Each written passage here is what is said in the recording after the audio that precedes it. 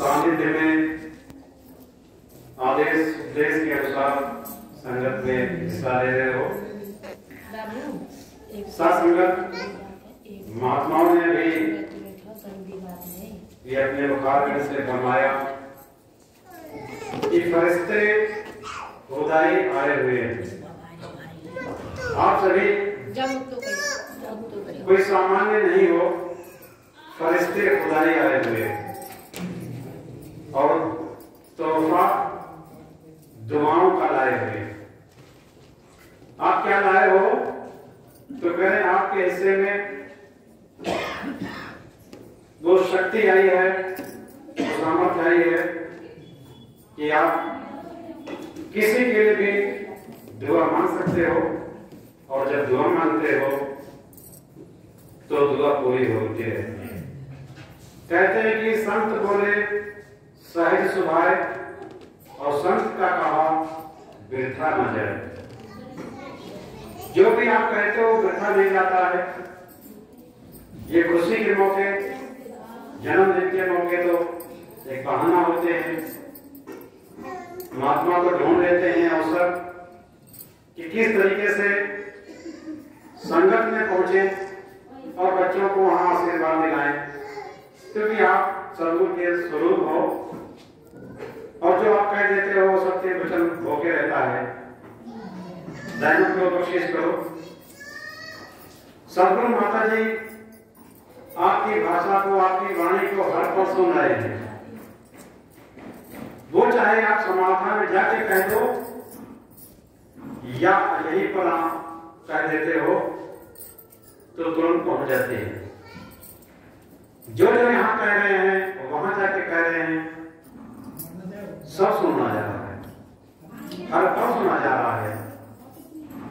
और ये माता जी की कृपा है कि कब क्या करते हैं।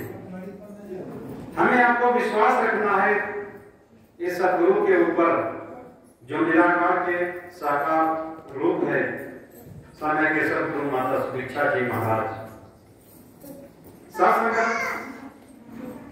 महात्मा उदाहरण देते हैं कि कैसे विश्वास हो, कि विश्वास कैसा होता है अपने सद्गुरु के ऊपर। तो महात्माओं ने उदाहरण दिया। ये हमारे ग्रंथों में लिखा हुआ है। वहीं से दास को ये पढ़ने का मौका लगा कि एक परिवार में 4 बच्चे हैं। 3 तो बड़े कमाने वाले, कमा के लाते हैं, खूब धन कमाते हैं, और एक जो छोटा वाला है वो कुछ कमाता नहीं है, सिर्फ भले का भजन करता है।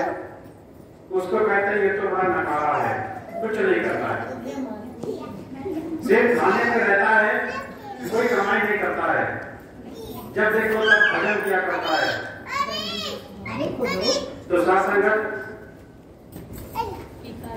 एक घटना घटती है। जहाँ रहता था तो उस राजा की कोई संतान नहीं थी। तो वहां के पुरोहितों ने, पंडितों ने उनको समझाया कि अगर तुम किसी बच्चे की बलि दे दो तो तुम्हारे यहाँ संतान की उत्पत्ति होगी। तो राजा ने ढिंढोरा पिटवाया अपने राज्य में कि जो अपने बच्चे को बलि देने के लिए मुझे देगा तो उसको माला माल कर दिया जाएगा, ढेरों ढेर उसको ढेरों ढेर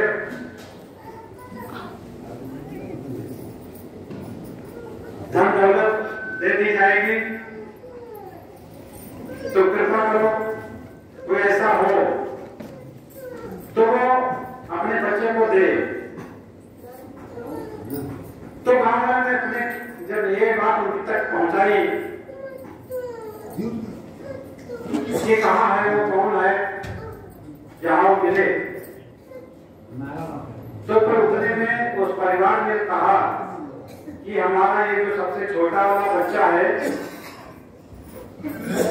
ये बच्चा नकारा है, क्यों ना इसी को दे दिया जाए राजा को, और राजा इसकी बंद करा दे और हमको बदले में ढेर सारा धन संपत्ति मकान खेत मिल जाएंगे, जीवन आराम से मिलेगा।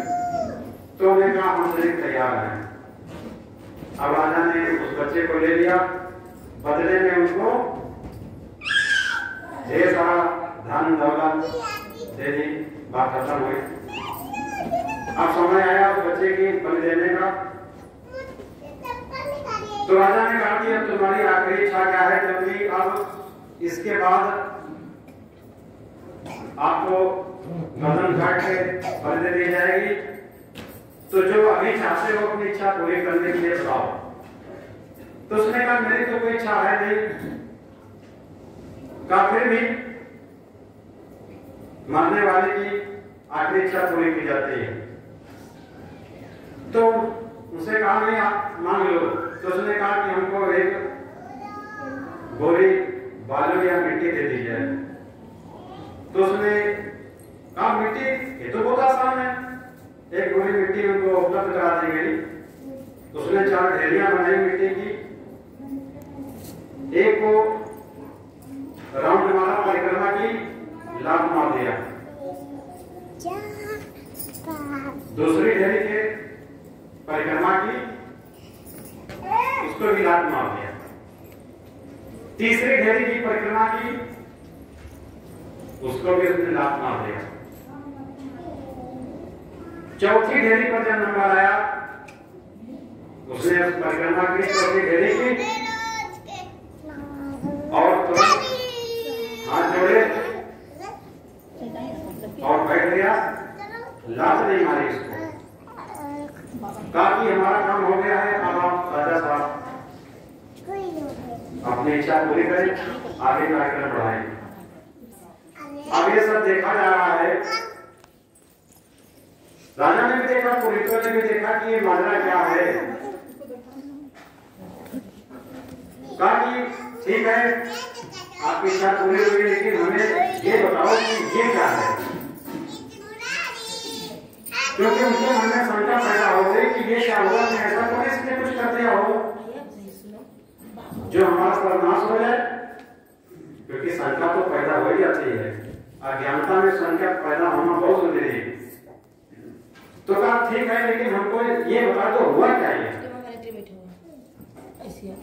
जब नहीं माने तो उसने बताया कि पहली ढेरी जिसको मैंने लात मारी है, ये हमारे माता पिता की है, जिन्होंने धन दौलत के खातिर हमको बलि देने के लिए आपको प्रस्तुत कर दिया, इसलिए हमने हमको लात मारा।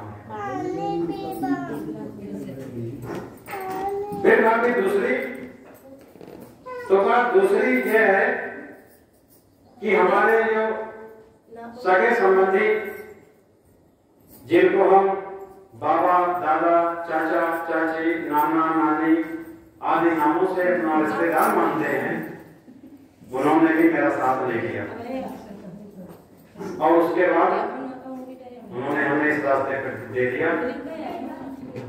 तो ये दूसरी ढेरी इनकी थी, उसको भी लात मार दी मैंने। का तीसरी ढेरी, तो का तीसरी ढेरी है हमारे राजा की, यानी आपकी, जो कि इतना आप पुत्र मोह में, संतान के मोह में इतने अंधे हो गए हो कि बलि देने पर आ गए। और बलि किसके दे रहे हो? जिसको प्रभु परमात्मा ने बनाया है, उसी की बलि देकर आप संतान प्राप्ति का जो सपना संजोए हैं, इसको पूरा करना चाहते हो। आपको तो ध्यान रखना चाहिए प्रजा का कि कैसे सुख पाएगी, उसको मार दिया। ये आपकी ढेरी थी। तो फिर चौथी को आपने क्यों नहीं मारा? भाई 3 ढेरियों को आपने लात मार के गिरा दिया, चौथी को क्यों नहीं गिराया? तो चौथी मेरे सतगुरु भी है, और सतगुरु मेरा इतना दयावान है इतना दयालु है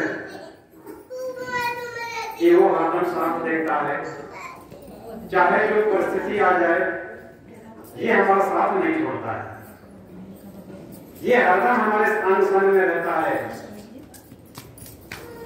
इसलिए मुझे अपने सद्गुरु के ऊपर पूरा भरोसा है,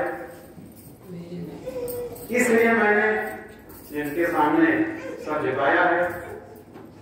हमेशा सर हमारा इन्हीं के दर पे झुका रहा है। वो कहते भी है कि जिसने अपना सर इस दर पे झुका दिया उस सर को इसने कभी और कहीं झुकने नहीं दिया। तो कृपा करो, रहमत करो, जब उसने ये देखा, इतना अटूट विश्वास है इसको अपने सदगुरु के ऊपर, तो उन्होंने कहा कि बस मेरी खोज पूरी हो गई है। क्या भरोसा है कि इसको खोज देने के बाद जो मुझे संतान होगी भी कि नहीं होगी, और होगी तो पता नहीं कैसी हो, ये तो भविष्य के बारे में है। तुमने कहा नहीं, अब हमारा मकसद बदल गया, अब हम इसी बच्चे को अपनी संतान मानेंगे, अब हम इसी को गोद लेंगे, अब हम कोई बलिदान देने का कोई जो भी था वो हम बुला रहे हैं। पुरोहित से कहा यही मेरा आज से बच्चा बेटा रहेगा और यही हमारा वारिस है, यही मेरा उत्तराधिकारी है। सत्संग रहमत करो, कोशिश करो। हमें नहीं मालूम कहानी में कितनी सच्चाई रही होगी, लेकिन यहाँ पर सदगुरु के दर पे आके एक नहीं हमें हजारों सच्चाइयां पता चली है। हमने देखा है, आप सब ने देखा है कि कभी इसने झुकने नहीं दिया आपको, हरदम अपने गोद में रखा है, अपने चरणों में रखा है। इसलिए हमें सभी को इस सदगुरु के ऊपर हमेशा अपना अकीदा कायम रखना है, विश्वास कायम रखना है, अरदासें करनी है। हे मालिक बख्शिश कर, हमें किसी से कुछ कहने सुनने की कोई आवश्यकता नहीं है, आवश्यकता है अपने सदगुरु से कहने की, जो हरदम हर पल हमारी बात सुन रहा है। चंद्र जी ने ये भी बताया कि माता जी वहां गए थे, तो गए थे सेवा करने गए थे, सेवा करके आए हैं। आपने जो अरदासें की थी, जो अरदासें अभी तक करते रहे, वही अरदासें वहां भी की, तो माता जी वहां भी सुन रही, यहाँ भी सुन रही है।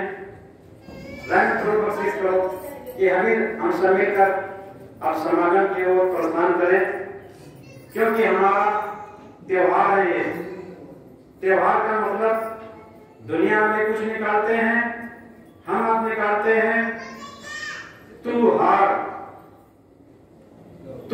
जाए। यहाँ पर इस दर के ऊपर आके तू हार, जब तू हार जाएगा यहाँ, यानी मेरा त्योहार हो जाएगा। इस हार में ही हमारी जीत है। कहते हैं भजन तू हारा बलवा, जीतन दे संसार, हारे को तो हर मिले और जीते यम के द्वार। तो जो यहाँ पर हार जाते हैं उनको हरि मिलता है, और हरि हम आपको मिला है क्योंकि हम हार गए।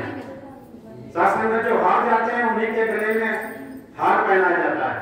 ये इस तरह की रीति है। दुनिया में जो जीतता है उसके गले में हार पड़ता है, लेकिन इस तरह की रीति है जो यहाँ हारता है उसी के गले में हार पड़ता है। बख्शिश करो, रहमत करो कि जो अब समागम का दौर है, सभी समागम की तैयारी करेंगे, पहुंच पाएंगे तो भी मुबारक है, नहीं पहुंच पाएंगे तो भी मुबारक है। सदगुरु माता जी ने कहा कि जो आ पाएंगे उनके लिए भी, नहीं आ पाएंगे उनके लिए भी, सब अपने एक जैसे हैं। रहमत करो, बख्शिश करो, सभी इस रूप में सदगुरु माता जी के दर्शन कर पाए, सभी पहुंच पाए, और पहुंचने के बाद जो सदगुरु माता जी का दिशा निर्देश जो आता है, यानी कि भक्ति कैसे की जाए, जीवन कैसे जिया जाए, उसको अपने लेना है। क्योंकि समागम के बाद उसका फॉलो अप बहुत जरूरी होता है। केवल इस कान से सुन के उसका दिखाना नहीं जाता है। साधक जो महात्मा अभी ज्ञानवान नहीं है, वो ज्ञान वहां लेकर मालामाल हो जाएंगे, प्रभु परमात्मा का ज्ञान पा जाएंगे, ब्रह्म के दर्शन हो जाएंगे। यही आशा है, यही उद्देश्य माता जी का है।